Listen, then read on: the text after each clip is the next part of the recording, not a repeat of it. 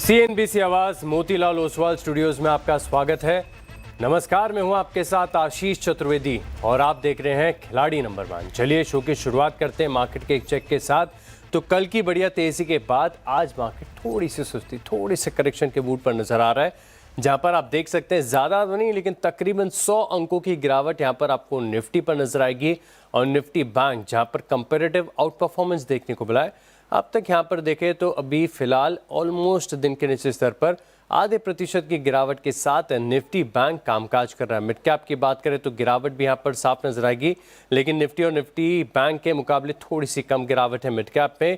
और small cap जहां पर अगर आप देखें तो अपमूव भी इतना खुलकर नहीं आया था, लेकिन ये शॉकिंगली आज आपको हरे निशान में नजर आएगा। हालांकि डे हाई से इसमें भी गिरावट देखने को मिल रही है और कोई खास गेन नहीं है, बिल्कुल फ्लैट ही हरे निशान में बस कारोबार करता हुआ नजर आ रहा है। असली पिक्चर मार्केट की समझ में आती है एडवांस और डिक्लाइन से, और आप ये देख सकते हैं कि 10 बजे के बाद से आप देखें तो मार्केट की ब्रेथ में एक बदलाव आया। 10 बजे से पहले ज्यादातर शहरों में खरीदारी देखने को मिल रही थी और 10 बजे के बाद अगर आप देखें तो गिरने वाले जो शेयर है इनकी संख्या आपको ज्यादा नजर आएगी। समझ लेते हैं कि इंडेक्स में कंट्रीब्यूशन कहां से आ रहा है। तो एनएससी की बात करें निफ्टी की तो टाटा स्टील यहां पर मोतीलाल ओसवाल की तरफ से अपग्रेड्स आए हैं। हिंडाल्को में तेजी है, कोटक महिंद्रा बैंक ऊपर है और आयशर मोटर्स में भी खरीदारी देखने को मिलेगी। वहीं गिरने वाले शेयरों में बात करें तो बैंकिंग स्टॉक्स दबाव बना रहे हैं, खासतौर पर प्राइवेट बैंक्स। रिलायंस कल के 2% के अपमूव के बाद आज थोड़ा सा फ्लैट है और इन्फोसिस यहाँ पर भी देखें तो गिरावट आपको नजर आएगी। कुल मिलाकर निफ्टी 100 अंकों की गिरावट के साथ कामकाज कर रहा है। वहीं बात करें निफ्टी बैंक की तो यहाँ पर भी कंट्रीब्यूशन जैसे कि आप देख सकते हैं कि एचडीएफसी बैंक, आईसीआईसीआई बैंक दबाव बना ही रहे हैं, तो निफ्टी बैंक में भी सबसे ज़्यादा प्रेशर क्रिएट कर रहा है। एक्सिस बैंक भी नीचे है और स्टेट बैंक ऑफ इंडिया जिसे उम्मीदें हैं ये भी फिलहाल के लिए नीचे चल रहा है।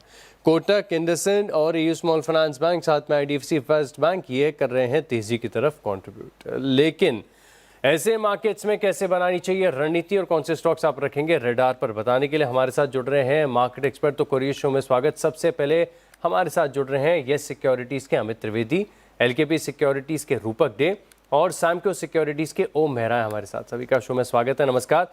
शो की खेल की शुरुआत करें इससे पहले देख लेते हैं कि जो आइडियाज़ आपने कल बताए थे यहाँ पर कैसा प्रदर्शन देखने को मिला। तो टॉप ट्रेड्स आपकी स्क्रीन पर लेकर आता हूँ और एक दिन के अंदर ही अगर आप देखें तो ज़बरदस्त प्रदर्शन यहाँ पर देखने को मिला है, जिसमें आप देख सकते हैं कि एनएमडीसी स्टील ये अमित जी ने आपको बताया 3% की तेज़ी यहाँ पर देखने को मिली, 50 का टारगेट है। एचबीएल इंजीनियरिंग ये रूपक जी ने बताया 2% की तेज़ी इसमें आई और 1050 के लक्ष्य बताए गए थे। और इंडस्टार यहाँ पर नतीजों से पहले रिस्क लेकर कन्विक्शन के साथ यहाँ पर खरीदारी गिराई दी, 375 का टारगेट, 4% ऊपर। और पोर्टफोलियो में अगर आप देखें तो इसके चलते रेजिलियंस देखने को मिला है। तो टॉप ट्रेड्स जो बेहतरीन स्टॉक्स हैं ये तो हमने आपके सामने रख दिए, लेकिन साथ में ये भी देख लेते हैं कि फिलहाल के लिए ओवरऑल परफॉर्मेंस कैसा है, पूरा पोर्टफोलियो कैसा है हमारे मार्केट एक्सपर्ट्स का। तो ये भी एक बार आपकी स्क्रीन पर लेकर आता हूँ कि ओवरऑल रिटर्न्स कैसे यहाँ पर देखने को मिल रहे हैं। तो ओवरऑल रिटर्न्स के लिहाज से आगे चल रहे हैं अमित जी 3.2% के गेंस के साथ, रूपक जी 1% के गेंस एक दिन के अंदर, बढ़िया, अच्छा, ठीक ठाक, डिसेंट परफॉर्मेंस है।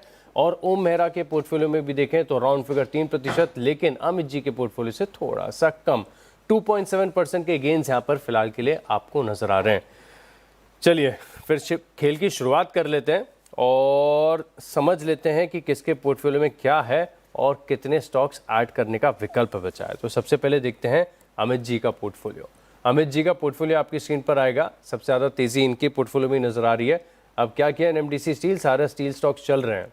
प्रॉफिट बुकिंग उज्जीवन में कर ली, बढ़िया क्लोजिंग हुई थी कल इसकी। और मदरसन वायरिंग ये अभी भी होल्ड है, यानी एक आइडिया अभी भी ओपन पोजीशंस में है, यानी इसके लिहाज से 2 पोजीशंस ऐड करने का स्कोप बचेगा। पहला स्टॉक सर कौन सा और क्यों? जी बिल्कुल, देखिए मार्केट थोड़ा करेक्टिव मोड में है तो एक ही पोजीशन में ऐड करूंगा और वो स्टॉक जो है वो आईएक्स, इंडियन एनर्जी एक्सचेंज। देखिए ये स्टॉक में पिछले कुछ दिनों से काफी अच्छा एक ट्रैक्शन आया है, प्राइस वाइज भी और वॉल्यूम वाइज भी। और कहीं ना कहीं पे 145 144 के बीच में काफी अच्छे खासे सपोर्ट जोन है, तो कहीं ना मुझे लग रहा है कि एटलीस्ट नियर टर्म में एक अच्छा खासा ट्रैक्शन रहेगा ये स्टॉक में। सो करंट मार्केट प्राइस पे ही आईएक्स बाय करके 144 का ही इनफैक्ट स्टॉप लॉस रखना चाहिए। और अपसाइड टारगेट की मैं बात करूं तो मुझे लग रहा है कि जो रिकवरी आएगी ये 160 तक आनी चाहिए। 160। अच्छा अमित जी, मैं एक चीज़ नोटिस कर रहा हूँ आपके ट्रेड्स में कि स्टॉप लॉसेस आप बहुत टाइट लेके चल रहे हो। अभी जैसे IEX है और इसमें भाव चल रहा है 146.77 के करीब का। अब टारगेट यहाँ पर 160 का है, लेकिन स्टॉप लॉस अगर आप देखें तो केवल 144 के देखने को मिले। तो टाइट स्टॉप लॉस की रणनीति अब देखना होगा कितनी कारगर रहती है। चलिए रूपक जी का पोर्टफोलियो अभी फिलहाल के लिए देखते हैं, इनके पोर्टफोलियो में क्या हलचल है। डिसेंट परफॉर्मेंस यहाँ पर एक दिन के लिहाज से देखने को मिल रही है। स्टॉक्स के लिहाज से सिटी यूनियन बैंक कल बढ़िया तेजी यहाँ पर देखने को मिली थी, एग्जिट कर लिया। प्रॉफिट बुकिंग HBL इंजीनियरिंग बड़ा चर्चित स्टॉक था कल का, MRPL अभी भी होल्ड है, और आनंद राठी वेल्थ इसमें से कर लिया है एग्जिट। यानी सर आपके पास भी विकल्प है 2 शेयरों का, पहला स्टॉक कौन सा और क्यों? पहला स्टॉक रहेगा ओशा मार्टिन लिमिटेड। स्टॉक एक अप ट्रेंड में ऑलरेडी चल रहा था, अभी रिसेंट एक महीना के कंसोलिडेशन फेज में था, बट अभी आज के दिन लग रहा है कि विथ वॉल्यूम एक स्टॉक एक कंसोलिडेशन के बाहर आने की कोशिश में है। तो मुझे लगता है शॉर्ट टर्म में एक सिग्निफिकेंट अप मूव दे सकता है। अपसाइड में 520 का टारगेट रहेगा, स्टॉक में बाई की सलाह रहेगी अराउंड 467, एंड स्टॉप लॉस डालना होगा 454 पे। राइट, तो उषा मार्टिन ये भी एक और स्टील कंपनी है, क्या बात है, एक एक करके सभी पर फोकस यहाँ पर निकल कर आ रहा है। तो 467 रुपीज़ के करीब का भाव चल रहा है। 520 रुपये के टारगेट के लिए आप यहाँ पर नजर रख के चल सकते हैं। 454 रुपये का आप लगा लीजिए स्टॉप लॉस। अब देखते हैं ओम मेहरा का पोर्टफोलियो। इनके पोर्टफोलियो में भी अगर आप देखें तो तकरीबन 3% की तेज़ी यहाँ पर देखने को मिल रही है। क्या क्या किया है आ गया स्क्रीन पर। हमारा राजा होल्ड है, इसके अलावा RBL बैंक एग्जिट कर लिया। इंडस स्टार यहाँ पर भी नजर रखेंगे। टाटा, LXI और इंडसइंड बैंक 2 पोजीशंस खुली हुई हैं सर होल्ड में। बचता है एक ही विकल्प, बड़े कन्विक्शन के साथ सोच समझकर एक ही स्टॉक आपको ऐड करना है, कौन सा और क्यों? जी यहाँ पे मैं ग्रेफाइट इंडिया पे जाना चाहूँगा। काफ़ी अच्छे एक वॉल्यूम ट्रैक्शन के साथ हमने यहाँ देखा है आज की जो मोमेंटम है इसमें काफ़ी अच्छा बिल्ड होता हुआ दिखाई दे रहा है। वीकली चार्ट भी काफ़ी पॉजिटिव है। तो इनफैक्ट 575 के लेवल से ग्रेफाइट इंडिया बाय करके चलेंगे। 560 का स्टॉप लॉस रखेंगे और टारगेट रहेगा 610 का। 560 का स्टॉप लॉस, 610 का टारगेट, और स्टील से जुड़ा हुआ ये भी ग्राफाइट इलेक्ट्रोड वाली कंपनी 2% की तेज़ी यहाँ पर देखने को मिल रही है। तो यहाँ पर आप रखेंगे खास फोकस। अब क्योंकि बाकी के जो हमारे खिलाड़ी इनके पास 2-2 का विकल्प है, तो आप बताइए सर। रूपक जी पहले आप बता दीजिए दूसरा स्टॉक अपना। दूसरा स्टॉक रहेगा मेरा नेटवेव टेक्नोलॉजीज। तो इस स्टॉक ने एक डाउनवर्ड कंसोलिडेशन ब्रेकआउट दिया, और ब्रेकआउट से पहले ये सपोर्ट लिया था 21 EMA के ऊपर। तो मोमेंटम का वापस दिख रहा है स्टॉक के अंदर, और इंडिकेटर भी पॉजिटिव सेंटीमेंट इंडिकेट कर रहा है। तो शॉर्ट टर्म में मुझे लगता है एक सिग्निफिकेंट अप ट्रेंड में रहेगा, और स्टॉक में बाई की सलाह रहेगी अराउंड 4115 फॉर टारगेट ऑफ 4600, और एक स्टॉप लॉस डालना होगा 3990 पे। 3990 एक और टाइट स्टॉप वाला स्टॉक का नेटवेब, यहाँ पर आप नजर रख के चल सकते हैं। और ये पूरी स्पेस में एक्शन देखने को मिल रहा है। इससे जुड़ा हुआ एक और स्टॉक है, उस पर बात भी करेंगे, लेकिन फिलहाल के लिए यहाँ पर बड़े टारगेट्स हैं। 4600 रुपये तक के टारगेट्स यहाँ पर देखने को मिल सकते हैं। 3990 के स्टॉप लॉस के साथ नेटवेब पर रखिएगा आप नजर। अमित जी दूसरा विकल्प। देखिए दूसरा जो स्टॉक है मैं एक्चुअली वेट करना चाहूंगा, मार्केट थोड़ा प्रेशर में है, सो नो डाउट रडार पे है कुछ स्टॉक्स, लेकिन मैं थोड़ा वेट करूंगा। अगर सेकंड हाफ में अगर स्टेबिलिटी आती है तो यस दूसरा स्टॉक भी ऐड करेंगे। परफेक्ट है, वेट करेंगे कन्विक्शन बिल्टअप होने का, बेहतरीन कोई स्टॉक आइडेंटिफाई होगा तभी इसको अपने पोर्टफोलियो में ऐड करेंगे। और फिलहाल के लिए बता दूं कि अमित जी आगे ही चल रहे हैं, तो बड़ा सोच समझकर इन्हें कोई भी स्टॉक सिलेक्शन यहाँ पर करना पड़ेगा। तो चलिए हमारे खिलाड़ियों का पोर्टफोलियो तो पूरा हो चुका है। एक छोटे से ब्रेक के लिए रुकते हैं, ब्रेक के बाद हम बात करेंगे केन्स टेक के मैनेजमेंट से। आप बने रहिए हमारे साथ।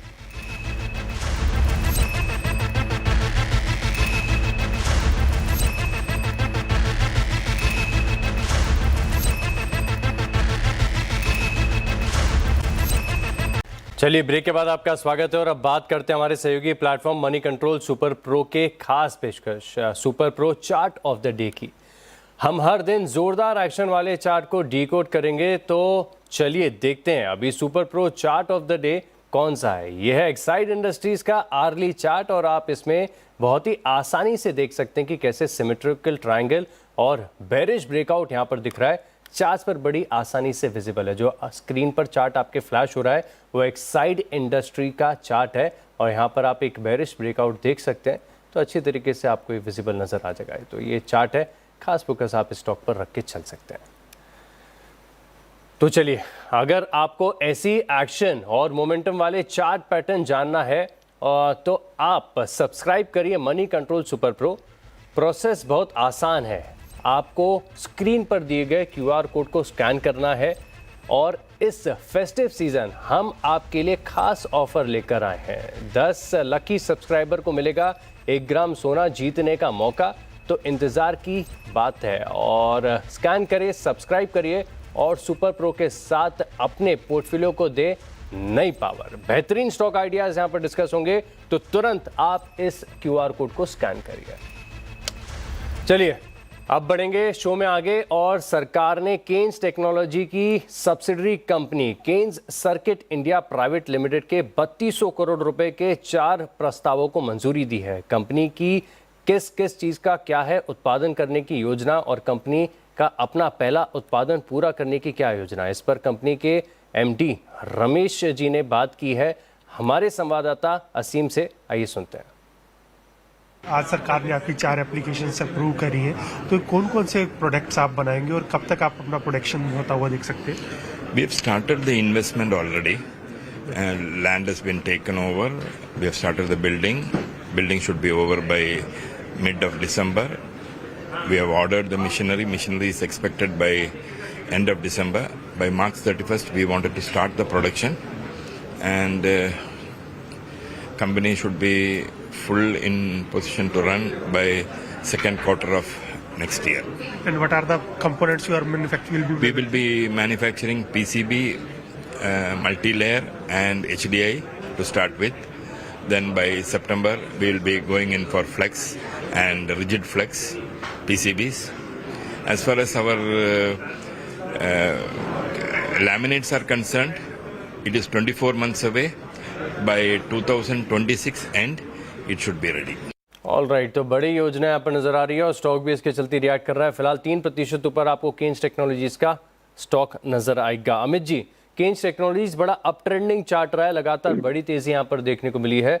चार्ट देखकर बताइए सर क्या खास है? जी देखिए, अप ट्रेंडिंग स्टॉक है। रिसेंटली नो डाउट हल्की सी करेक्शन आई थी, लेकिन 60 के पहले ये स्टॉक में वापस एक स्टेबिलिटी देखने मिल रही है। 6900 का जो एक हल्का से मतलब रेजिस्टेंस था वो भी उसने आज सरपास किया और आज एक गैपिंग एक्शन भी देखने मिली है। तो कहीं ना कहीं पे नियर टर्म के लिए थोड़ी स्टेबिलिटी आ रही है और पॉसिबिलिटी है कि ऊपर में जो 7400 7500 के जो लेवल्स है, ये लेवल्स जो ये स्टॉक है रिविजिट कर सकते हैं। पर रखेंगे खास फोकस।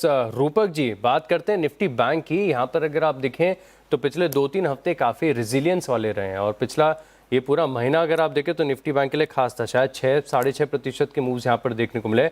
आज आधे प्रतिशत की गिरावट आ रही है। इंडेक्स के लिहाज से निफ्टी बैंक कैसा लग रहा है आपको? जी, इंट्राडे बेसिस पे मुझे निफ्टी बैंक थोड़ा वीक लग रहा है, क्योंकि निफ्टी बैंक का सपोर्ट था 57,900 से 850 तक। 57,850 के नीचे निफ्टी बैंक तो सस्टेन कर रहा है, तो यहाँ से मुझे लगता है 150 पॉइंट तक का और करेक्शन आ सकता है। तो शॉर्ट टर्म के लिए 57,700 का सपोर्ट रहेगा। जब तक उसके ऊपर रहेगा तब तक शॉर्ट टर्म के लिए पॉजिटिव रहेगा, बट इंट्राडे बेसिस पे मुझे लगता है 100-150 पॉइंट का करेक्शन आ सकता है। ऑल राइट, यहाँ पर आप रखेंगे खास फोकस निफ्टी बैंक पे। हल्का सा करेक्शन यहाँ पर देखने को मिल सकता है।